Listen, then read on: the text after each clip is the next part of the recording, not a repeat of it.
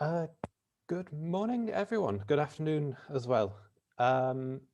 We are just waiting for a few more people to join us today, so we'll give that just a moment more.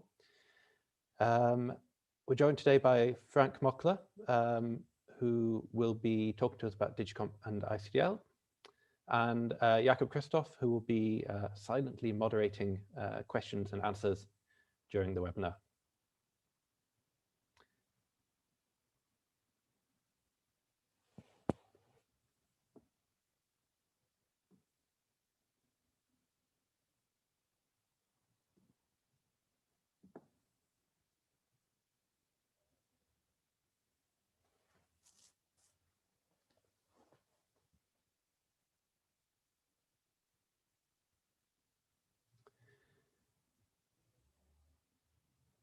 Okay, Frank, if you'd like to join us, if you can with the camera.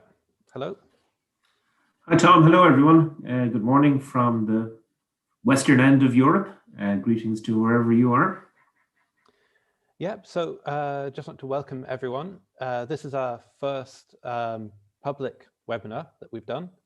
We've done many live events in person before, but 2020 and 2021 are not the years for those. So we are welcoming you all to this webinar. I think it's a good opportunity to bring people in who wouldn't normally be able to attend in-person events as well. So hopefully that's very, very rewarding experience. So we're going to be talking today with Frank Mockler about DigComp and in particular ICDL. My name's Tom. I work with ICDL Europe in our Brussels office. And Frank, perhaps if you could maybe just introduce yourself, say a bit about who you are, what you do with ICDL Foundation. Thanks, Tom. Yes, so as Tom said, I'm Frank Mockler. I'm Head of Program Standards at ICDL Foundation. For those of you who don't know, ICDL Foundation is the global governing body for the ICDL programs. We've been around for more than 20 years. Our focus is on developing and promulgating certifications that support digital skills development. Specifically, I and my team work in the area of program development and program maintenance. And so we create the certification modules that learners can take through our partners' national networks of accredited test centers. We look after, maintain those modules, and also are obviously very interested in initiatives like DigComp that help define the digital skills space. Thank you for that introduction. Before we go any further, before we get into the main topic here, which is the Digital Competence Framework, DigComp, we're joined here today on two platforms by participants from test centers, from policymakers, and so on, from around Europe and beyond. On Zoom, we have a number of participants, and I want to encourage you throughout today's webinar, if you have any questions, just pop them in the Q&A function. We have a Q&A session at the end of the webinar, but whenever you think of a question, just pop it in there and we'll get to that at the end. We also are joined today by viewers on YouTube. I see we have 15 people joining us just now on YouTube, so welcome to you as well. You can also use the live chat function on YouTube if you're joining us there. Again, throughout the webinar, just feel free to put any questions you have there. It is a moderated chat, but we will definitely bring your questions in at the end. So everyone has an opportunity to put any questions. So if anything pops into your mind as a question about DigComp, about ICDL, how it relates to DigComp, any of the topics we're discussing today, please don't keep it to yourself. Ask us, and we'll hopefully get through all of the questions at the end. So moving on to the topic, as I say, we're joined by an audience that's quite broad. There are people in the audience who will have a good understanding of what DigComp is, but there may be people in the audience who don't have quite such a good understanding, maybe not quite so familiar with it, maybe aren't working with DigComp in a day-to-day sense. So Frank, very briefly, kind of an impossible question, but very briefly, what is DigComp? Okay, and I will be brief, and I'll sort of preface my comments by saying the best thing to do is to go and have a look at it. If you search DigComp 2.1, you'll find on the europa.eu website the actual document. But in summary, it is the European Digital Competence Framework for Citizens. A digital competence framework is a construct that sets out a range of competences at different levels. And DigComp, this iteration of the Digital Competence Framework, has 5 competence areas. Those are, just better read for them in case I get something wrong: information and data literacy, communication collaboration, digital content creation, safety, and problem solving. And these competence areas are broad areas of digital competence. And underneath each of those competence areas, there are individual competences, and in total there are 21 of those, and they range from, let's say, in communication and collaboration, there are specific competences around using communication tools and appropriate collaboration using digital technologies. You can see all of these specific competences set out in the actual framework document. But in addition to the breadth of competences, there is also levels of proficiency that were introduced, particularly in the last iteration, the 2.1 iteration. They range 8 levels from very basic interpretations of a competence up to a highly specialized interpretation of the competence. So it's a framework. It sets out competences and it sets them out at different levels. Thank you. I suppose one of the challenges with something like DigComp as a framework, as an abstraction, is to see how that relates to, I suppose, the real world things, the day-to-day elements of helping people build their digital skills. Why is DigComp important for digital skills? Well, look, I think in a general sense, what it tries to do, and again, you know, I'm a user of it, I'm not the creator, so hopefully, I'm not sure whether we have anyone else who's been involved in creation or the JRC. I'm sure they have their own position, but as a user of this, what I see it as being and why it's important is that it helps structure this space of digital skills and digital competence. You know, there's an awful lot of activity, there's extensive engagement through various stakeholders, and which makes it a relatively complex space. So you've the needs of digital users, and you've organizations who are trying to meet those needs, who are trying, for example, to come up with educational programs or competence development programs, certification programs like ICDL does. And there's lots of players and people have lots of similar but slightly different objectives, and can make for a complicated space. So DigComp gives a structure to that space. It gives a sort of central reference point, which I think is really important. And what it can do is it can help individuals and organizations to navigate through that space depending on what they want to do. I think also from a policy perspective, it's important for everyone who's working in the space, because DigComp is a product of a policy focus from the Commission, and the Commission have been very active in setting the agenda and have contributed to, I suppose, helping to put a structure on the agenda across Europe and indeed beyond. So, like, and similar to the way that initiatives the Commission have done, like the e-skills framework for IT practitioners, which is for people who are professionals in technology.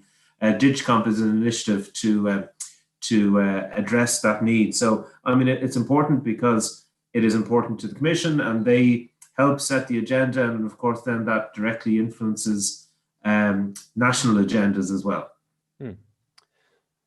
I suppose it's not so much something for individuals, individual end users who are looking to build their digital skills. It's not a practical tool for use. So how do organizations benefit from DigComp in a practical sense? Yeah, well, you know, just on that first comment, I mean, it can be of help to individuals. You know, I think its benefit is it would allow tools for individuals to be created. So self-reflection tools, which is, for example, a more recent activity around the development of such a tool has happened, and that is aimed at individuals. But but you're right. I mean, organizations really can benefit considerably from this. So like educational institutions can benefit by giving them, as I say, a reference point to allow them to do things like build curricula, build learning narratives and tools to support learners, and can help them identify areas of priority in the digital competence area that they need to focus on. You know, it's really just a great tool, and I might talk in a second about how we use it, but a great tool for highlighting the breadth of digital competences. And if you're in the game of supporting people in developing those competences, it's really good to have a well-reasoned and structured place to go to see what you need to do to fulfill broad requirements. You know, and we've done that at ICDL as a very constructive way of using DigComp. And you know, it's a benefit because organizations and society benefit from having good digital skills. And whether it's user bases of, you know, technology and education institutions, or just as an individual citizen, have I built the right technical competences to exploit my potential as a citizen, as a worker? These things are all really important. Yeah, it's interesting you mention ICDL there. Obviously, as ICDL Europe and ICDL Foundation hosting this webinar, we have an interest in DigComp. We've actually just published a new brochure on DigComp and ICDL. You can find the full text of that on our website, icdleurope.org. But Frank, how has ICDL Foundation and ICDL Europe engaged with DigComp in the past? Okay, well, I suppose, as I've just said, we've used it as a reference point to look at our own solutions. You know, as I said, we're a relatively mature organization in the space. We've been around for more than 20 years. And initially, we nearly worked in a vacuum by trying to set what we viewed as being standardized pictures of skills-based competences in various areas. And we've done that. But you know, when we look at something like DigComp, what it does is it gives us a pointer for areas where we may want to move with our program strategy, and that's what we've done. So historically, we've been quite, and this is really still important for us, focused on skills, because we think skills are a real concrete expression of digital competence. It gives great value to the individual, for example, when they go job hunting, you know, and that's a real benefit. But something like DigComp allows us to identify areas like maybe problem solving or computational thinking, where it's really important to develop these slightly maybe more generalized transversal skills. And that's allowed us to reflect and to make decisions around developing new certifications in areas like computing, in areas like information literacy. You know, so DigComp has helped us in doing that. And I suppose in a practical sense, we have been engaged in the development of DigComp as a stakeholder. So JRC, as people know, the Joint Research Council of the European Commission, are the technical creators of DigComp. So we've been fortunate enough to be involved in the early iterations, going back maybe 8 years, through the evolution and development of DigComp, to give our own perspective on that. So I suppose we're active in the space as a user, but hopefully also as a contributor to its development and dissemination. Yeah. Now, before we go any further, I just want to remind everyone, if you have any questions, if anything's not clear about what we're talking about, or if you're curious about anything to do with DigComp or ICDL, please do use the Q&A function on Zoom or the live chat function on YouTube. We're happy to answer any questions. We have, as I say, a Q&A session at the end, so we will keep all your questions. We will definitely take note of them all and get to them all at the end. So please do feel free to use that function. One of the features of the new publication that we released just last week was a mapping of ICDL to DigComp. And I think that's one of the interesting areas where we've, in a way, been in using DigComp. Obviously, we've been engaged in some of the early stages of it, some of its direction, and we certainly use it as an inspiration, as you say, for the direction of where we're going with modules and parts of our program. In terms of the mapping, what users will see if they go and have a look in the brochure is a fairly simple table mapping modules to the competence areas. But I know that there's a lot more behind that, quite a lot of work behind that. How did you map ICDL to DigComp? Okay, well, I suppose what we're doing really is it's looking at coverage, you know. So we have our programs, and our programs are defined in a few ways, but the principal way that we articulate a program is through a syllabus document. You'll find those on our website. They're in the public domain for people to take a look at. Those syllabus documents essentially state and group learning objectives. And learning objectives for us are really quite measurable elements, because they form the basis for certification, for measurement really of attainment of an element of skill or knowledge, for example. So what we did is we would have taken those elements, or indeed usually groupings of those elements, so we group them into little things called skill sets, and then we look for a place with them on the DigComp framework. We look at individual competences, and we look at levels, and then locate our own content, usually skill sets, against those levels. A couple of points about levels. I'd mentioned before, in DigComp, they run from levels 1 to 8. We took as a point of interpretation groupings of some of the levels. So 1 and 2 as a foundational level, 3 and 4 as an intermediate level, 5 and 6 as an advanced level. And that's, I suppose, an interpretation that was in the 2.0 version as well. And it makes sense for us because the differentiation between levels from let's say a certification point of view, skills-based certification point of view, isn't huge, because without getting too technical, the levels often are driven by levels of autonomy of the competence, which is a slightly different interpretation. But anyhow, we've mapped our skill sets against those groupings of levels to indicate to somebody who wants to understand where our certifications sit, where they feed into particular competences on the framework. So it's an exercise of interpretation. We are a certification scheme.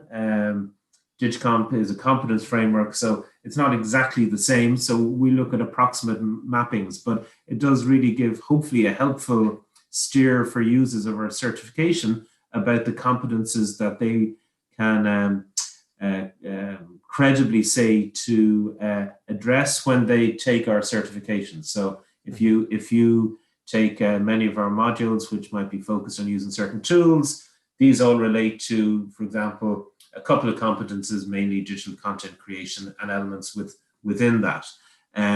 So that's what we did. There's a very detailed technical mapping behind that, but from the user's point of view, be they an individual or an organization, I think the main thing is to be able to see where our modules fit into the broader framework as we have in the brochure that you mentioned.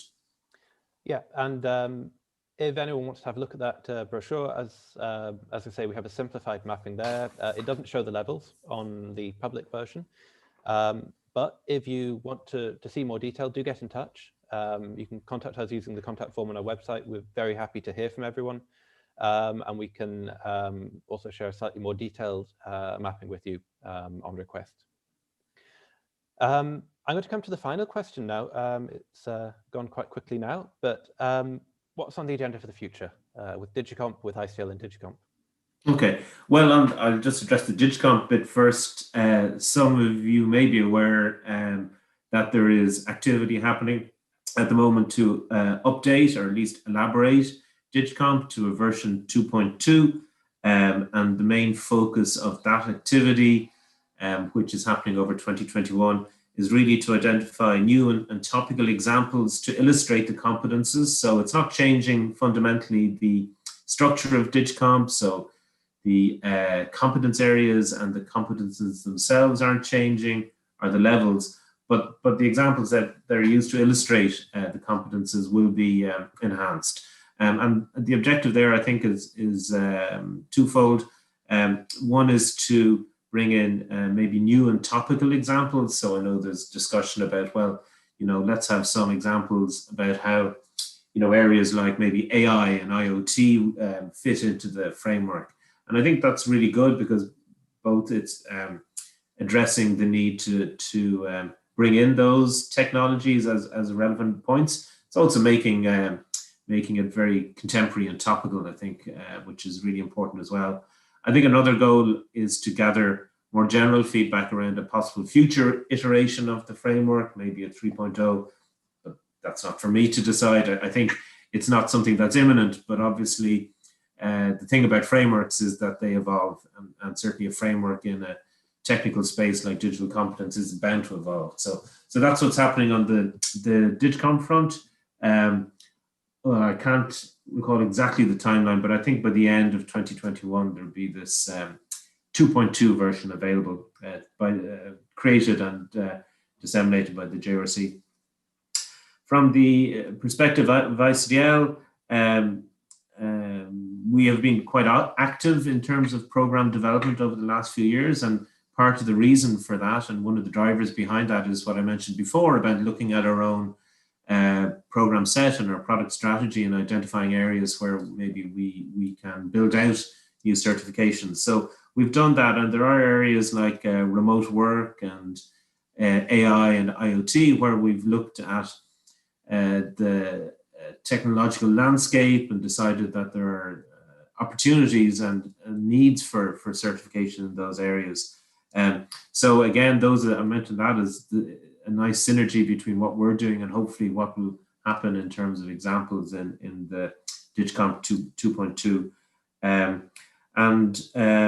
Really, it's for us, it's an ongoing effort, like this conversation is, about supporting our broader network. And I know on the call there are people who are national operators, and also hopefully people who work with our national operators in test center networks. And really a big thing around DigComp for us is helping to explain, like we are hopefully today, what DigComp is to those networks, and give them the opportunity to understand it a bit more, and maybe take opportunities that arise at a national level, as for example, ministries and government institutions in countries start using DigComp more. Maybe as a reference point, they can look at our programs and say, okay, well, we now have a tool that shows how ICDL relates to DigComp. So it's about supporting our network in that way.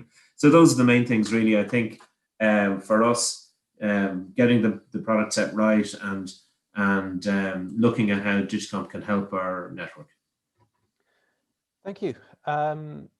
Yeah, I think one of the benefits we have a very large network around the world. And DigComp, interestingly, that there's a number of publications from outside Europe that reference DigComp. So it has a global scale in a sense. It's recognized as being one of the particularly notable and reference frameworks for digital competence.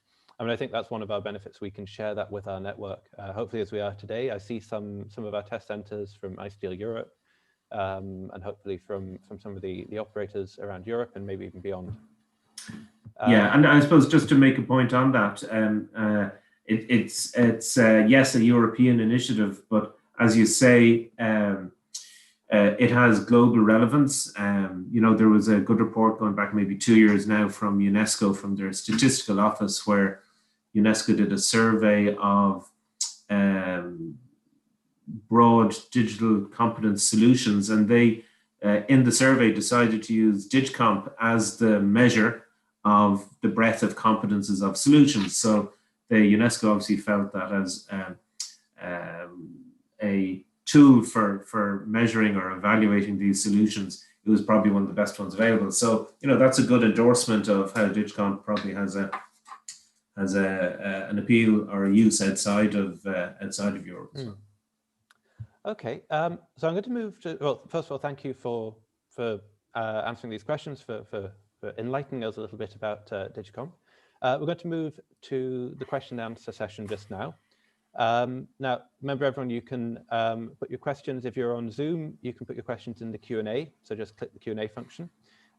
If you feel more comfortable asking your question verbally, if you would rather speak than type, you can also raise your hand and we can unmute you so you can join us there. Do be aware this is being recorded and broadcast live to a public audience on YouTube, so just be comfortable with that. You can also, if you're joining us on YouTube, of course, use the live chat function. So please do put any questions you have there. And I'm actually going to go to our first question, which is from YouTube, from Morgana Lefay. Morgana asks, did I understand correctly that there is a module on artificial intelligence planned in the future? Yes, you did pick that up correctly. In fact, we have already developed one. It may depend on what part of the world you're in as to whether it's immediately available, but we have created a module on artificial intelligence. It's part of a slightly broader set of modules that we have called ICDL Insights.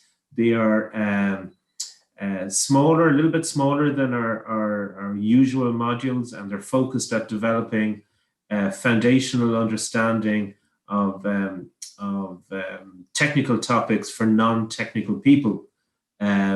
So we're not trying to build engineers, but we're trying to make sure that, for example, somebody who works in an organization, who might be, maybe you're a manager looking to introduce technology into an organization, or you're studying in further education in a non-technical course, that you have a basic understanding of what are a few really key new technologies that are emerging, and hopefully then equipping you, for example, to have a conversation with an engineer that might be informative about, for example, bringing a technology into a sector or a business.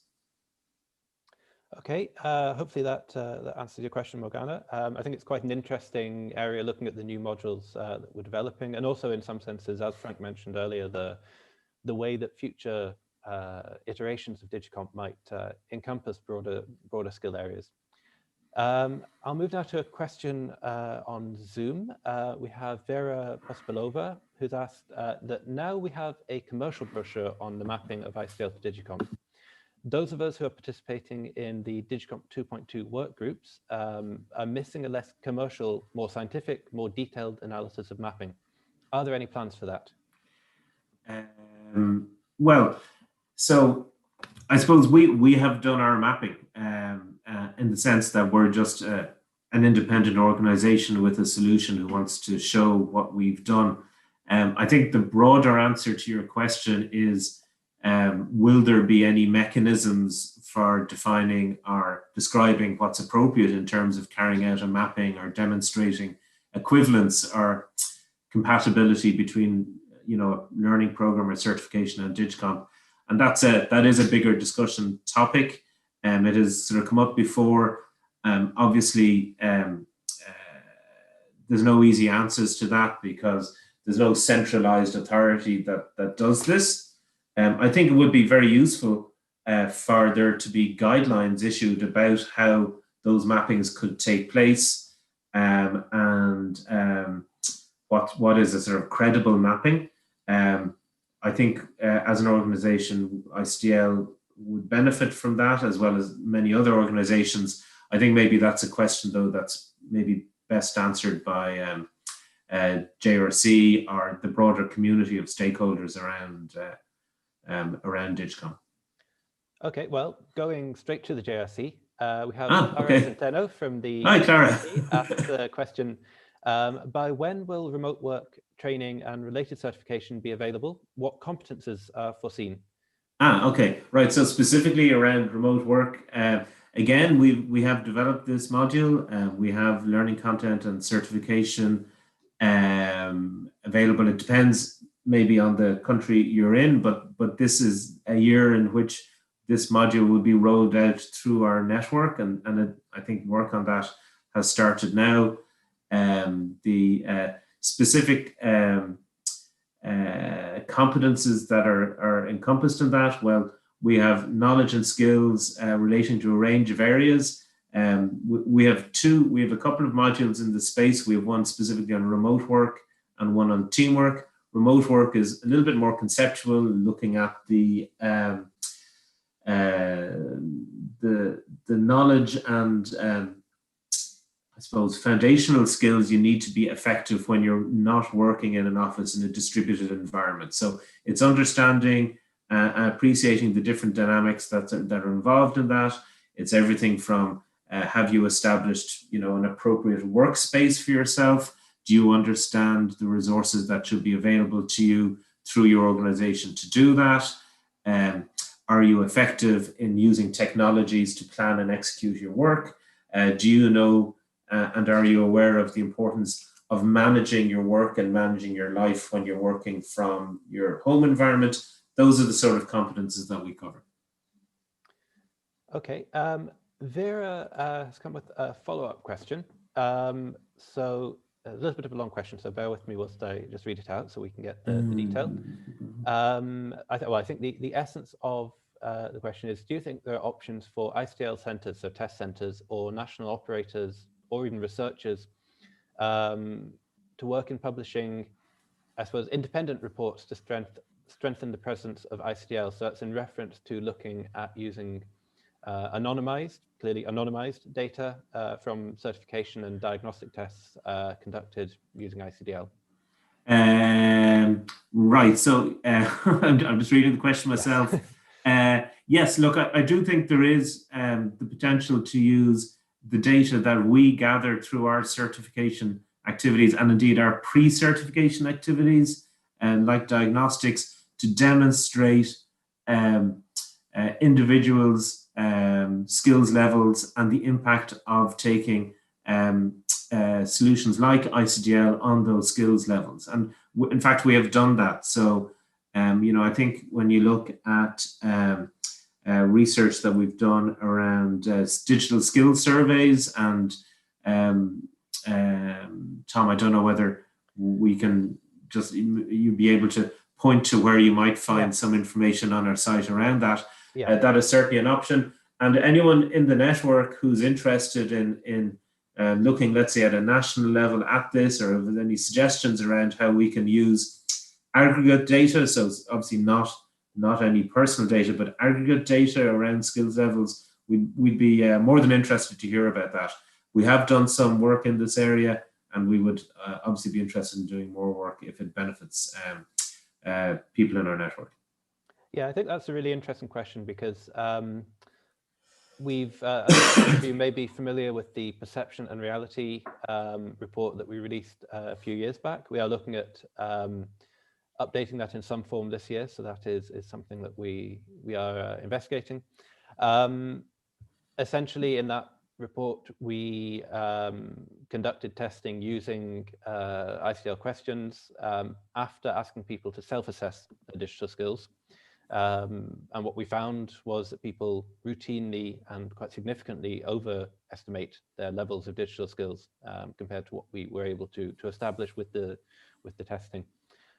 Key element there is obviously anonymized. We don't want to share anyone's personal data or individual test results in an identifiable way, but it's certainly something that if anyone is interested in looking at that, get in touch.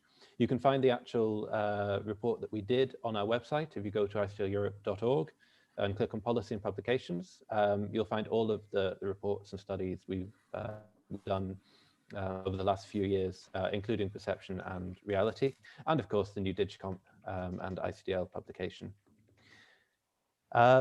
I don't see any other questions coming in just now, but I'll hold on for just a moment. Remember, if you want to ask any questions, you can use the Q&A function on Zoom to type in your question. If you prefer to speak, you can raise your hand, just use the raise hand button. And if you're joining us on YouTube, I see we still have a number of viewers on YouTube. Please also feel free to ask some questions. Just use the live chat function to the right of your screen if you're not full screen, and we will try to answer your question as best as we can. So I'll just hold on for a moment longer. While we're waiting, Frank, is there anything you want to add on? Anything we've not really covered in those questions? I don't think so, other than if you're not familiar with DigComp, please have a look at both the brochure that Tom mentioned, and also take a look at the publication itself. As I say, europa.eu, but just search DigComp 2.2 and you'll find it there. And of course, if there are any follow-up questions, we'd be happy to take them and to get back to you. Yeah, we're definitely not closing the Q&A at the end of this. You can email us anytime if you've got our email addresses directly. You can also use the Contact Us form on our website, and that will definitely get through to us. It's not just going to go into an anonymous pile. It will be answered. So we welcome any questions. If you want to, for example, see a more detailed version of the mapping, we can definitely provide that. If you have any other questions about how we did the mapping, that's included in the brochure, or anything else about how we're working with that, or indeed anything to do with ICDL, then do get in touch. We've got another question. So Vera will be in touch. So you're very welcome. Sir. We look forward to hearing from you. If there are no other questions, then I will say that's probably a good time to bring the webinar to an end. I want to thank everyone who's joined us on Zoom, who registered to join us on Zoom, and thank everyone who has watched on YouTube. This webinar will be available for re-watching if you want to on YouTube from today onwards. So please do feel free to share it with anyone who couldn't join today. Otherwise, thank you, Frank, and thank you, Jakob, also for helping with moderation. And have a good day, everyone. Thanks, everyone, for joining. Have a great day. Bye.